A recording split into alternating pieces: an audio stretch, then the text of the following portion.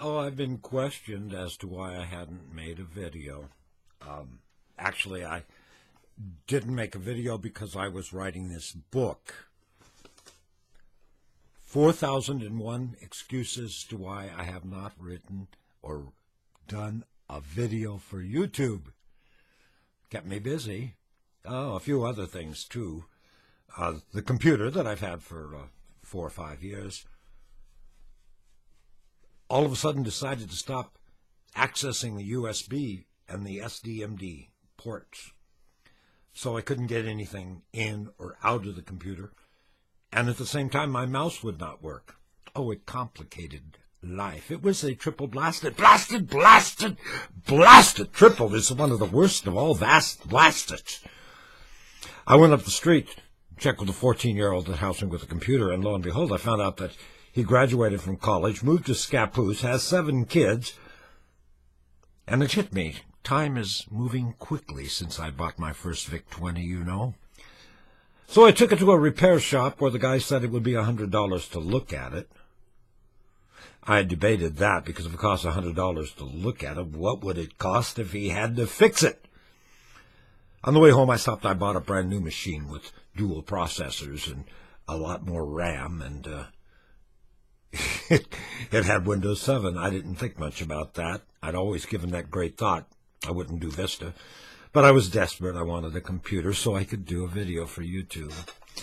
And I brought it home, and I am impressed with Windows 7. There's one problem, however. None of my programs work. Maybe I should have updated programs since 1980.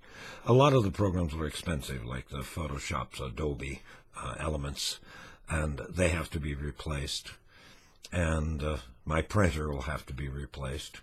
And my monitor is probably going to have to be replaced. So, it's only money. Oh, it's my phone. Hello? President Obama, thank you for calling, sir. What? Oh, the oil crisis. What should you do?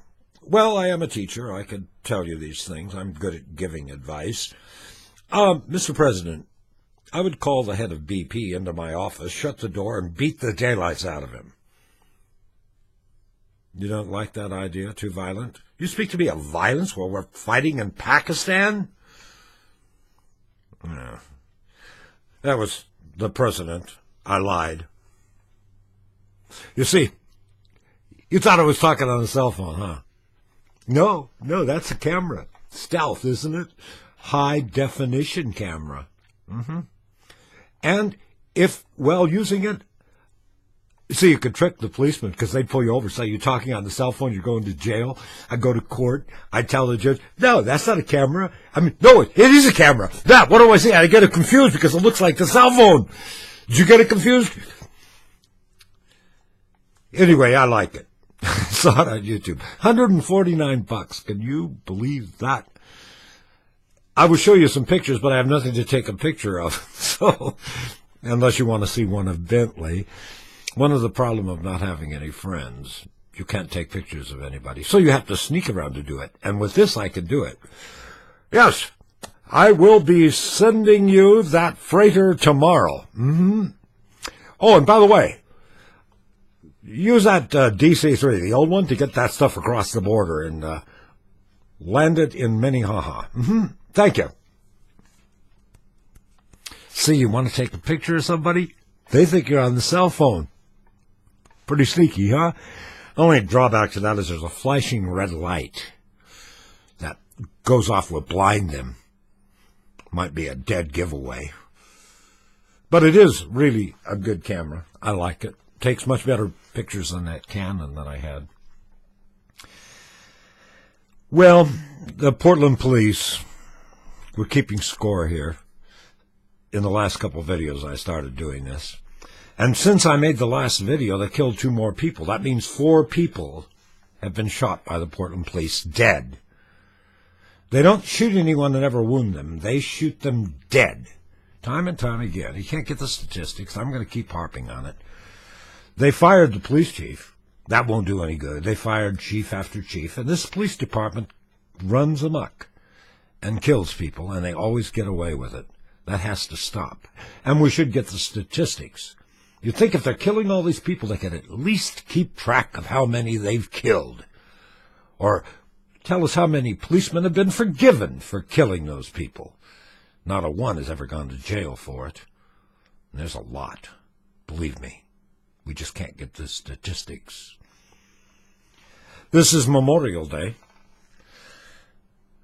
You know, being an old man, I've lived through a number of wars, starting at World War II. I remember that. My dad was involved in World War I, and his dad was involved in the Civil War. Our history's not that long. The reality is, we shouldn't have these young people dying, because they are our most valuable possession. If a man were breaking into your house, and you saw him carting out your big flat-screen television set and your DVDs of Debbie Does Dallas, oh yeah, you'd have to stop him. But would you take the safe and open it and grab the golden bars that you keep there, your most prized possessions, and throw them at the criminal? That's what we're doing. And we must stop. If you tell us we're in a nuclear age, then we damn well better be in a nuclear age. Stop using our young people. It infuriates me. I don't need a Memorial Day to remember the friends that I've lost over the years, and there are many. I remember their names, and I think about them often. The sad thing is, I don't think they died for any great purpose.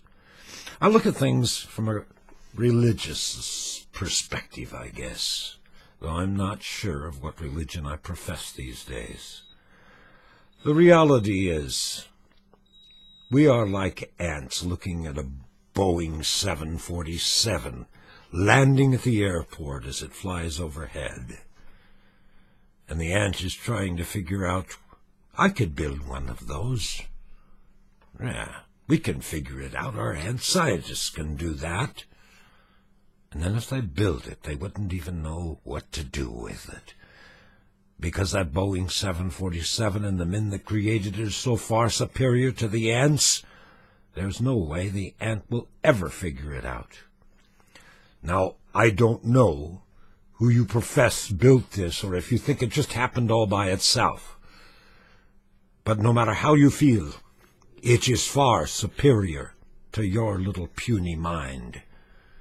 Maybe it takes an intellect to figure that out. But this Creator is quite capable of controlling these things. While we destroy his environment that he created,